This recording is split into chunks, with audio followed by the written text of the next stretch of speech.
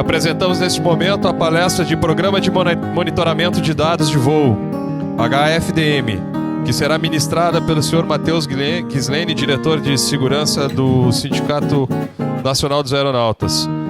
Formadas em Ciências Aeronáuticas pela PUC do Rio Grande do Sul, possui especialização em Gestão de Pessoas e Investigação de Acidentes Aeronáuticas pela Universidade Politécnica de Madrid. Agente de segurança de voo do CENIPA, atua como piloto de aeronaves de Boeing 737, atualmente é diretor de segurança de voo do SNA. Senhores, boa noite.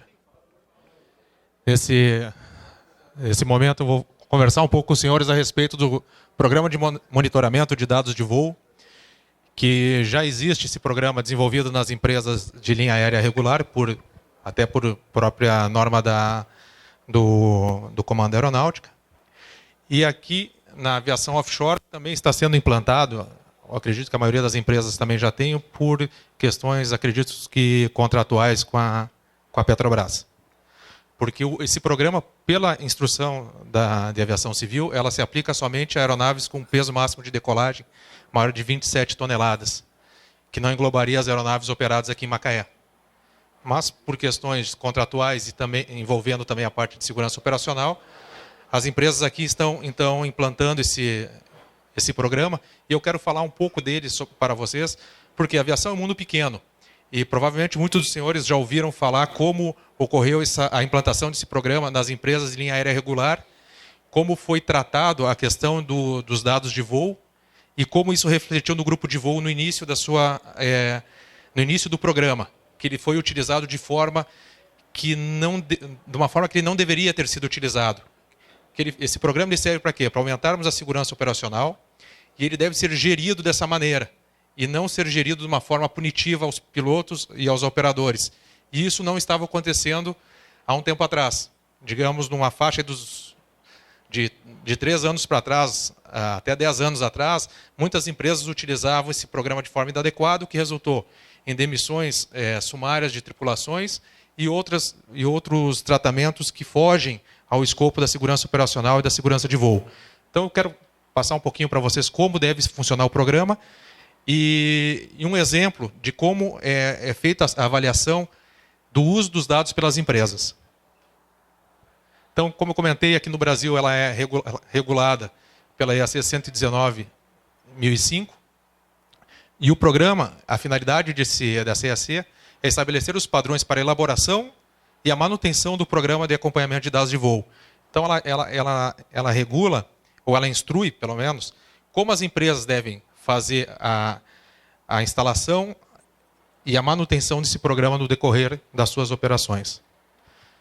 Aqui, basicamente, nós vamos falar do HFDM, que é o Programa de Monitoramento de Dados de Voo em Helicóptero, mas esse nome ele varia de acordo com a operação.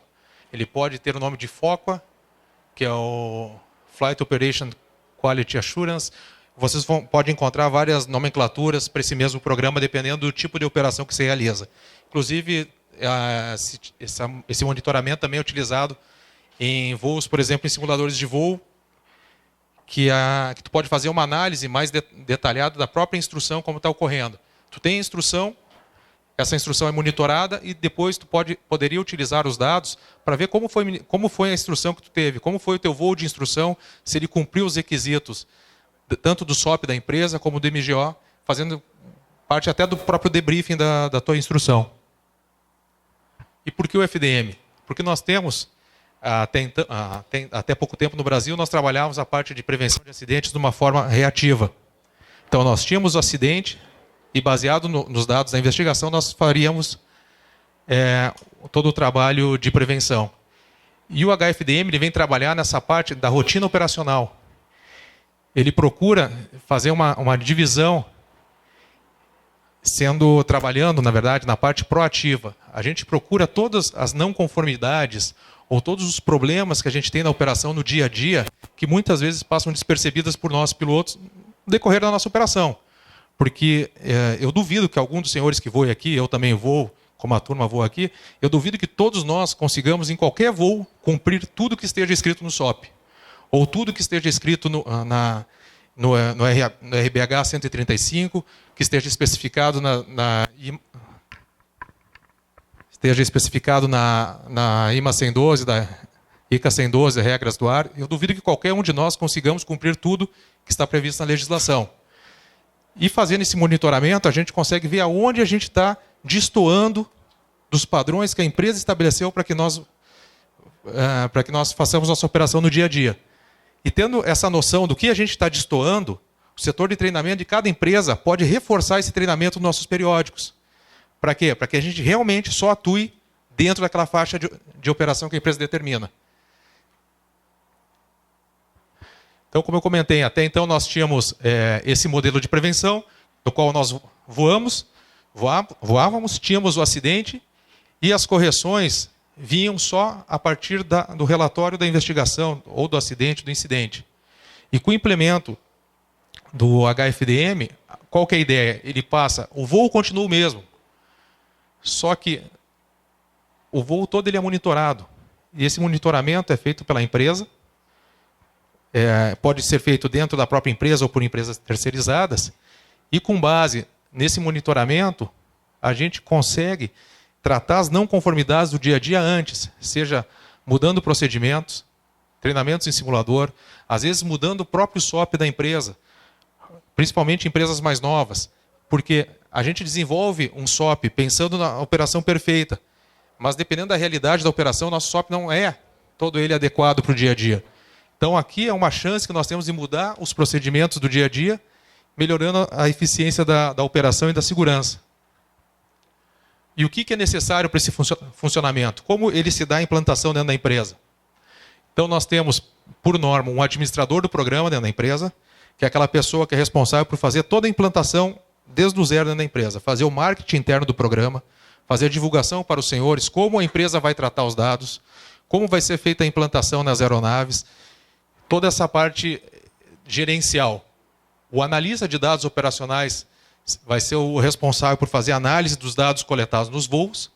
Nós teremos um representante do grupo de voo, chamado de gatekeeper. Mais adiante eu vou falar um pouquinho da atuação dele. Ele vai ser aquela pessoa, porque o analista nem sempre é um piloto.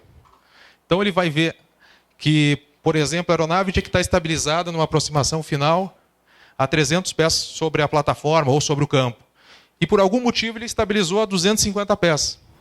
Então o sistema vai ter um gatilho de uma não conformidade.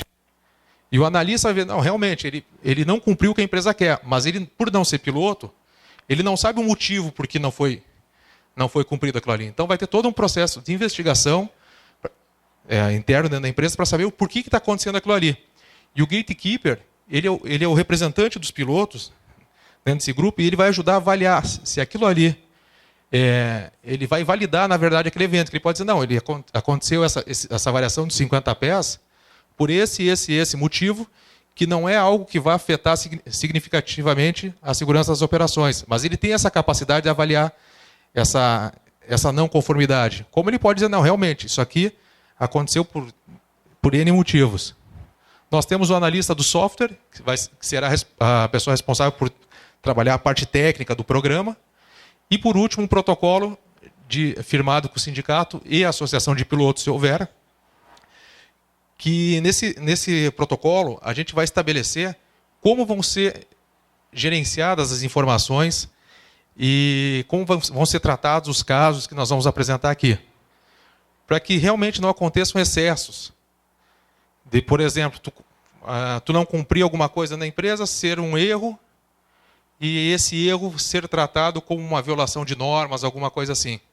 Então e também como vai ser feita a tratativa da confidencialidade desses dados, para eles saberem que aquele voo que aconteceu tal e tal evento não foi o Matheus que estava voando. Então, para preservar também a tripulação. Então, nesse protocolo nós temos a finalidade do programa, os princípios de utilização e o comitê de casos egrégios. O comitê de casos egrégios também eu vou falar um pouquinho mais à frente. Um pouquinho aqui da parte mais técnica do funcionamento do FOCA. Então, nas aeronaves são instalados equipamentos que permitem que após um certo período, pode ser diário, semanal, a empresa vai estabelecer, eles consigam fazer um download dos dados do FDR, que é a famosa caixa preta. Eles fazem o download de tudo o que aconteceu do voo, a empresa estabelece os parâmetros que ela quer medir, e esses parâmetros não necessariamente são somente da parte operacional dos pilotos, mas também é muito utilizado na parte de manutenção. Que esse programa ele pode gerenciar vários aspectos de manutenção. Por exemplo, uma empresa aérea regular, com base nos dados obtidos nesse programa, ela constatou que o consumo de freio das aeronaves estava muito alto para aquele padrão de operação que ela tinha estabelecido no SOP. Que a vida útil do conjunto de freios seria em torno de 6 meses, e os freios estavam tendo um desgaste em 4 meses. Em 4 meses estavam substituindo todos os conjuntos de freio.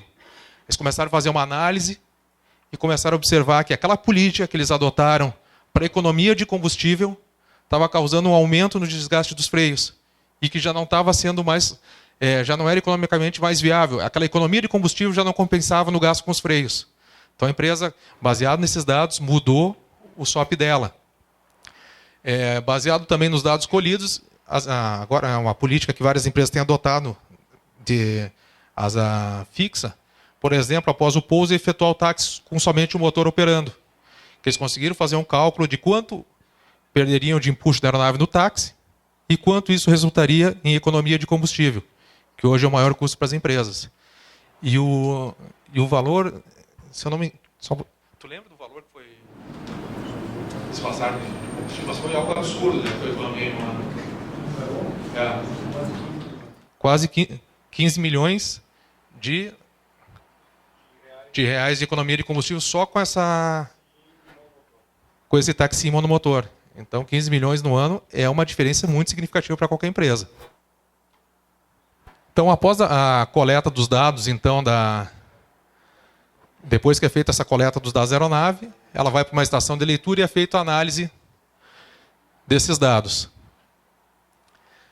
A maioria das empresas aqui no Brasil tem essa estação de análise na própria empresa. Contudo, algumas empresas ainda utilizam serviços fora do país, que também é permitido. Então, eles fazem o download dos dados e enviam para essas empresas fora, com os parâmetros já pré-estabelecidos, e a empresa manda um relatório semanal ou mensal das operações. E aqui um processo genérico, como acontece no dia a dia. Então, é feito, durante o dia a empresa faz os voos, e é feita então a coleta dos dados de forma remota para empresas para aeronaves que estão operando fora de base. É feito o download dos dados e é feita uma análise inicial para a detecção dos eventos. Então ele joga esses dados numa matriz que a empresa criou com seus limites de operação, e nessa matriz nós teremos os apontamentos, se houve ou não mas violações do que a empresa determinou. Se houve a validação num evento, então a gente vai fazer é feita a validação desse evento e a gente mensura o evento. Então, se ele foi considerado um evento inválido, o dado é armazenado. Se for considerado um evento válido, é feita então uma análise da severidade desse evento. E normalmente nós temos níveis de severidade. Nós temos normalmente nível 1, 2 e 3, ou baixo, médio e alto. Quando o evento é classificado, isso aqui é geral, cada empresa adota a sua política, mas normalmente quando o evento tem um nível muito baixo, ele vai para uma tabela de análise. A empresa faz uma análise de tendência. Vira dado e a empresa pode quantificar como está sendo sua operação. E a partir daí, em treinamentos e futuramente, ela pode utilizar esses dados para a melhoria desses itens. A partir da classificação como nível 2, o nível médio, o nível 3, podem acontecer algumas coisas diferentes. Algumas empresas, no nível 2, o nível médio, eles já entram em contato com a tripulação para saber o que pode ter ocorrido naquele voo e para prestar algum esclarecimento. Nesse caso aqui, essa empresa disse que ela não quer um feedback do piloto. Ela apenas notifica que ele fez algo que não estava previsto no SOP da empresa. Outras pedem um feedback e é feita também uma forma de investigação. E já no nível mais alto, então é iniciado o contato com a tripulação, Essa tripulação é chamada na empresa para rever o evento. Eu vou mostrar um vídeo aqui de como a tripulação vê o próprio voo. E é feita a discussão para saber o que aconteceu naquele evento, naquele voo, o que aconteceu de diferente. E baseado nisso, nós podemos ter duas possibilidades. Tu pode julgar que esse evento pode ter sido um erro da tripulação, ou considerado independente da tripulação, mas um erro de alguém ou de algum sistema de todo o voo, ou tu pode levar isso para o lado de uma violação de uma norma, uma violação intencional de norma da empresa, de um SOP, do MGO, de um RBAC, de uma IMA, de uma violação de uma autorização de controle de tráfego aéreo, por exemplo. E é nesse momento que entra a participação do safety do sindicato. Através desse protocolo que é firmado com as empresas, quando há uma dúvida se aquele evento foi um erro da tripulação ou se aquele evento ocorreu por uma violação intencional de normas, é formado o Comitê de Casos Egrégios. Esse Comitê de Casos Egrégios se reúne na companhia, é apresentado pela diretoria de safety ou secretaria de safety da empresa o caso em questão, como a gente vai ver adiante.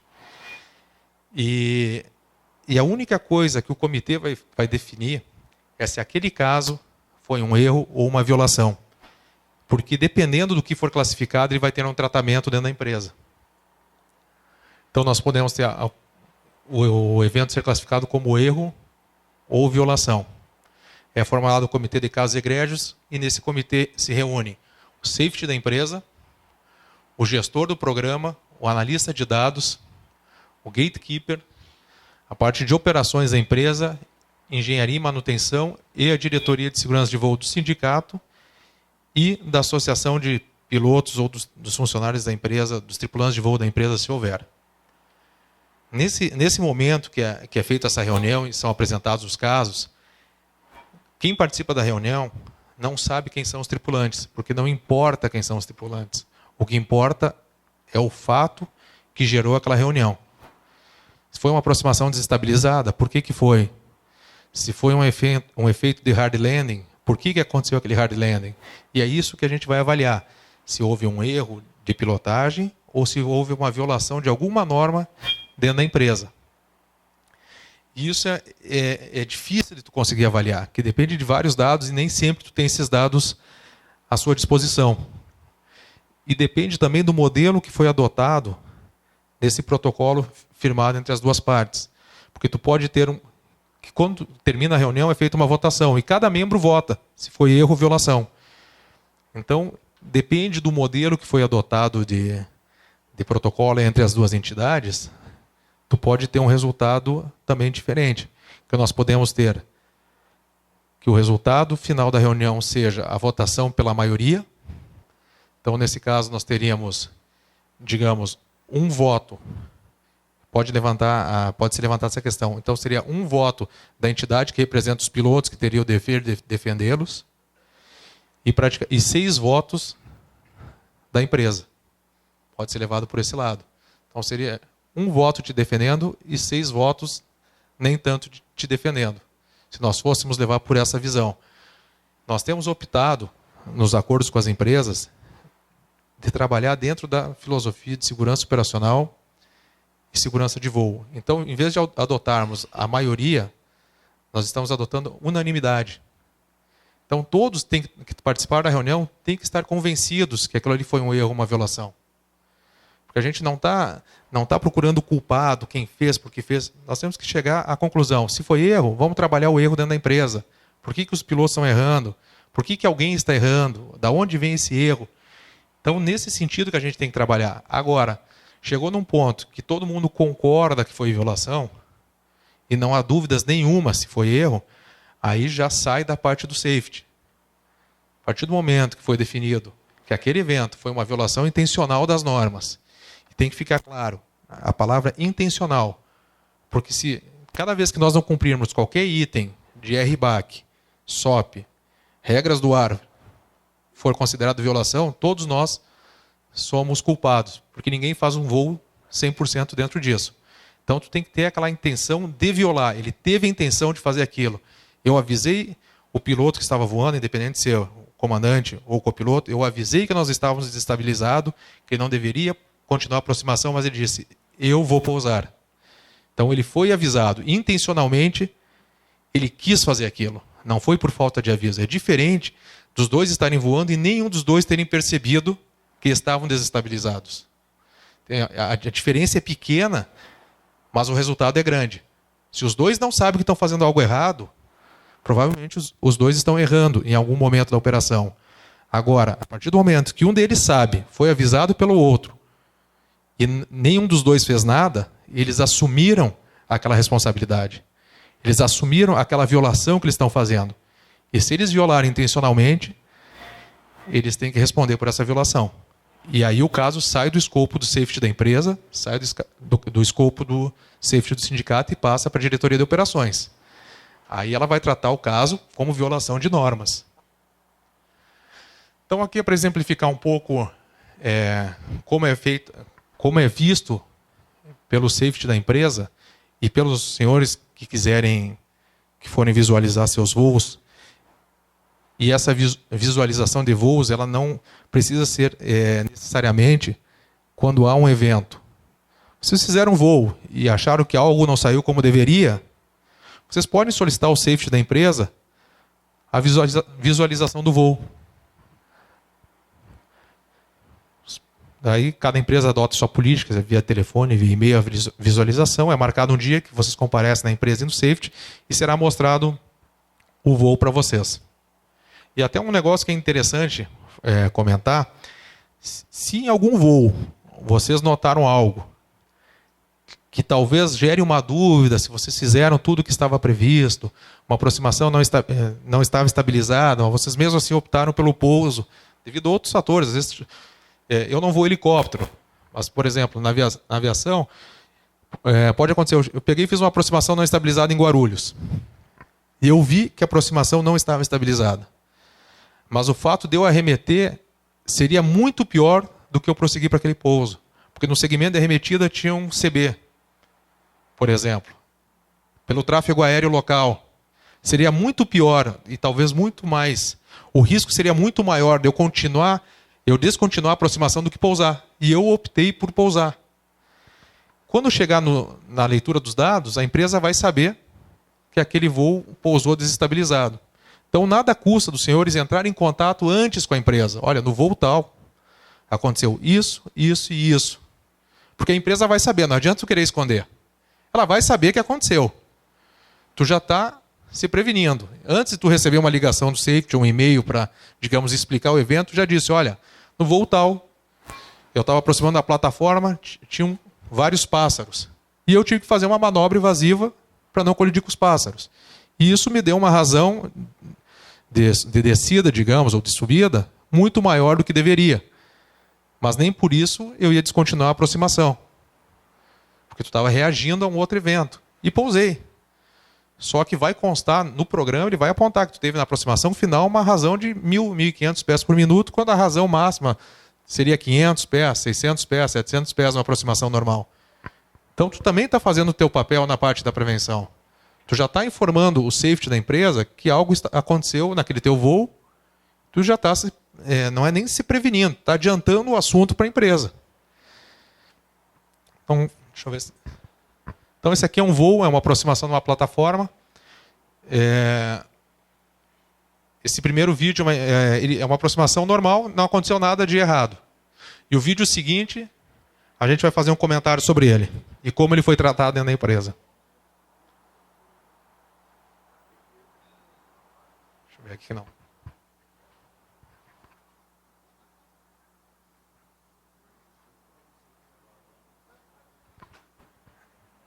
Então é assim que o pessoal do safety vai visualizar dentro da empresa e como os senhores visualizarão.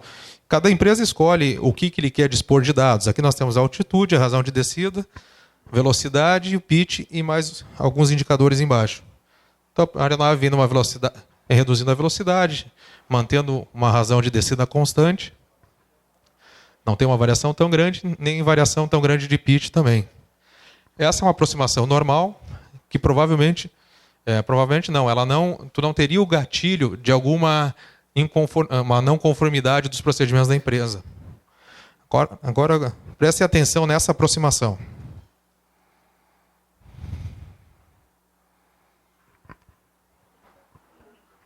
Reparem a razão de descida e o pitch que a aeronave vai tomar um pouco antes da plataforma.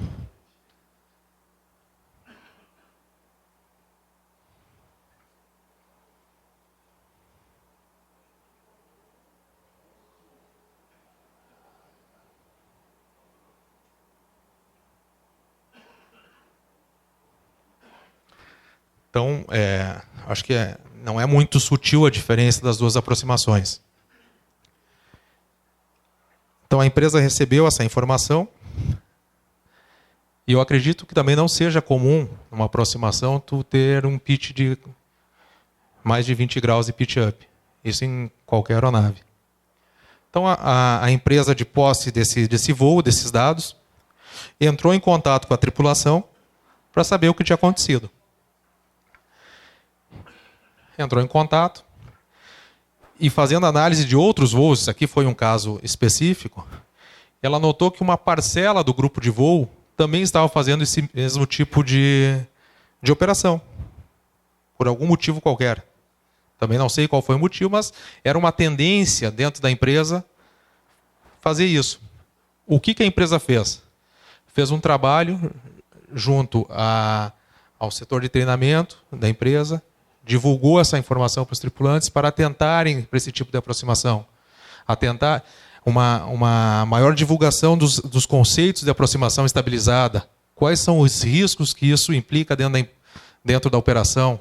Vale a pena, não vale? Foi feito um trabalho de conscientização e os índices de aproximação desestabilizada e desse tipo de evento em especial diminuíram dentro da empresa. Então foi um trabalho proativo da empresa antes que pudéssemos ter um incidente ou um acidente. O outro exemplo que eu posso citar para os senhores em relação na Gol Linhas Aéreas.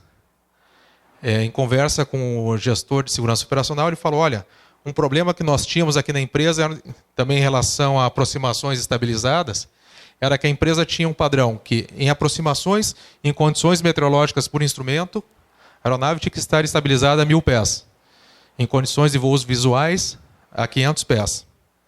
Só que o software, na verdade, ele não sabe se está em condições IMC ou VMC. Então, acontecia muitas vezes, mesmo em condições reais de voo por instrumento, a tripulação estabilizar a aeronave a 500 pés, porque sabia que não ia ter o gatilho no programa. E isso acaba chegando na empresa. Então, tu tinha aproximações não estabilizadas para voo por instrumento, que seria um voo mais crítico, mas para os requisitos de voo visual, tu cumpria os requisitos. O que a empresa fez? Começou um trabalho junto à parte de treinamento da empresa, fez cursos de aproximação estabilizada para todo mundo e elevou a janela de estabilização para 1000 pés parelho. Não tinha mais a janela de 500 pés para voo visual. Então, agora, a partir de hoje, todo mundo a 1000 pés estabilizado. Isso, o treinamento aliado a essa elevação da safety window, diminui em mais de 80% as aproximações desestabilizadas dentro da empresa. Fora que também aumentou o número de arremetidas, mas do ponto de vista financeiro, a empresa prefere que tu arremeta mais do que pouse desestabilizado. O custo para a empresa é aceitável dessas arremetidas. E eles fizeram essa opção. Então é mais ou menos nesse modelo que as empresas estão trabalhando a questão do FDM, sempre da forma preditiva, procurando fazer uma análise de tendências da operação dos senhores. E isso só visa a segurança de todos vocês que voam. Muitas vezes pode parecer que esse programa, aquele programa, o foco é o dedo duro. Realmente, ele é um dedo duro, mas ele é um dedo duro para preservar a vida de todos os senhores, preservar a vida dos passageiros que estão com os senhores. Que no momento que a gente começar a relaxar na parte de segurança, a gente vai ter incidentes e provavelmente teremos mais acidentes. Ainda mais agora, se eu não me engano, no ano passado, naquele seminário que a Petrobras fez aqui, eles falaram que a previsão era de dobrar a frota de helicópteros aqui até 2020. Então nós teremos se confirmar essa projeção deles, nós teremos um aumento muito grande das horas de voo e do número de aeronaves voando. E esse aumento de horas de voo leva, consequentemente, a uma maior probabilidade de tu ter alguma ocorrência se tu não aumentar o nível de segurança das tuas operações. E esse programa ele vem justamente para manter um nível alto de segurança operacional, para manter o nível de alerta dos tripulantes e da própria empresa mais elevado. E eu espero que as empresas que estão implantando, que estão ainda nesse processo de amadurecimento do programa de monitoramento de dados, façam o seu uso da forma que deve ser feito, da forma de tentar treinar cada vez mais os senhores. E, claro, no momento que tiver algum problema de violação, que faça-se, então, a parte de responsabilização, mas que trabalhe na parte de monitoramento das tendências das operações e a parte de treinamento, os instrutores de voo batam em cima desses erros, dessas não conformidades com o que a empresa prevê. Para finalizar, tem uma mensagem que eu sempre gosto de passar para a turma, que é uma mensagem que talvez os senhores já conheçam, porque é uma mensagem que foi publicada num livro do CENIPA, que falava sobre os acidentes, que ela diz o seguinte: quando falamos sobre alguém que perdeu a vida em um acidente, por algum erro operacional inadmissível, devemos sempre lembrar do seguinte: ele lançou de todos os seus conhecimentos e tomou uma decisão. Ele acreditava tanto nessa decisão que apostou nela a sua vida. O fato dele ter errado não é uma estupidez, é uma tragédia. Todos os senhores que são chefes, foram colegas e tiveram contato com essa pessoa, tiveram a oportunidade de influenciar no seu julgamento. Por isso, cada vez que alguém se vai em um acidente, um pouco de cada um de nós também vai junto. Cada um de nós poderia ter feito a diferença na operação, na vida profissional desse colega, desse amigo, e não fez. E isso pode ter ido se acumulando dia a dia, operação a operação, e acabou resultando em um acidente. E nós perdemos um amigo que talvez não precisaríamos ter perdido. Pessoas se machucaram que talvez não precisassem se machucar. Então eu peço que aos senhores procurem sempre ajudar seus amigos. Dá um toque. O cara que é amigo, ele não dá o tapinha só nas costas. Ele dá conselho também, ele avisa o colega dele. E para finalizar, eu deixo aqui os contatos da Secretaria de Segurança de Voo do SNA, o telefone lá da Secretaria, que é H24, e o endereço nós temos também um formulário de relatório de prevenção, que vocês podem também preencher. Esse relatório é tratado pela Secretaria de Safety, é tratado junto às empresas o fato que foi relatado e não quem o relatou. Esse mesmo relatório serve para que nós possamos trabalhar junto à ANAC para a melhoria de aeroportos, melhoria de procedimentos, melhoria de normas, tudo que vise a segurança de voo. Obrigado, senhores.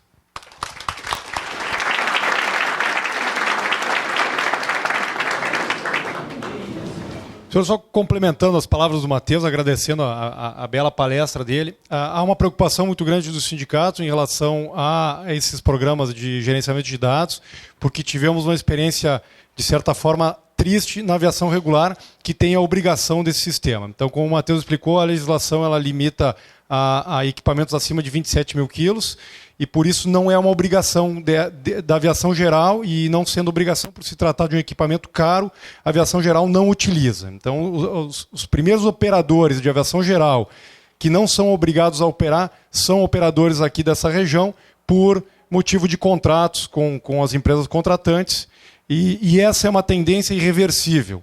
O monitoramento de dados de voo ela veio para ficar, e cada vez mais em todas as aviações ele vai ser implantado. Nós vamos chegar num dia que todos os voos, desde a instrução básica de um avião da escola até os grandes jatos comerciais, vão ter o seu voo, os dados de voo monitorados. Então, a preocupação do sindicato, já firmamos alguns protocolos de entendimento. Hoje mesmo acabamos de assinar um protocolo onde o presidente da empresa, o GSO, o safety do sindicato e o presidente do sindicato firmam um protocolo de entendimento de como será esse programa, esse tratamento, o comitê de casos egrégios. E a nossa grande preocupação, e que, felizmente, eu percebo que as empresas aqui têm um nível de maturidade maior do que as empresas aéreas regulares brasileiras quando iniciaram esses programas, de tratar os erros realmente de forma proativa na melhoria da instrução, na melhoria do treinamento e melhorando o padrão operacional, e não tratar os erros de forma punitiva como aconteceu no passado. Então, nós estamos participando desse processo e verificando que as empresas aqui da região de Macaé têm um nível de maturidade, uma estrutura profissional e estão tratando os programas de forma adequada. Mas, de qualquer forma, o sindicato ele tem buscado estar muito próximo desse procedimento para que os programas realmente atinjam os objetivos, né? Então, só complementar a nossa atenção para que os erros que cometemos na aviação comercial não se repitam agora que os programas estão sendo implantados na aviação geral, começando por vocês aqui na operação offshore. Nossa profissão cada vez mais tem se tornado exigente. O monitoramento dos dados de voo é um exemplo. Recentemente nós tivemos também o RBAC 120, que obriga as empresas a testes toxicológicos de 5% dos seus tripulantes a cada ano. Então nós estamos inseridos num mercado onde a mão de obra é altamente exigida e nós temos que, em contrapartida, sermos bem formados e níveis de profissionalização e de profissionalismo cada vez maiores. Então, a tendência do sindicato, a intenção do sindicato é trazer esse debate com essa intenção de atualizá-los e torná-los cada vez mais profissionais no nível que o mercado nos exige, né? E isso é uma tendência irreversível de sermos cada vez mais exigidos.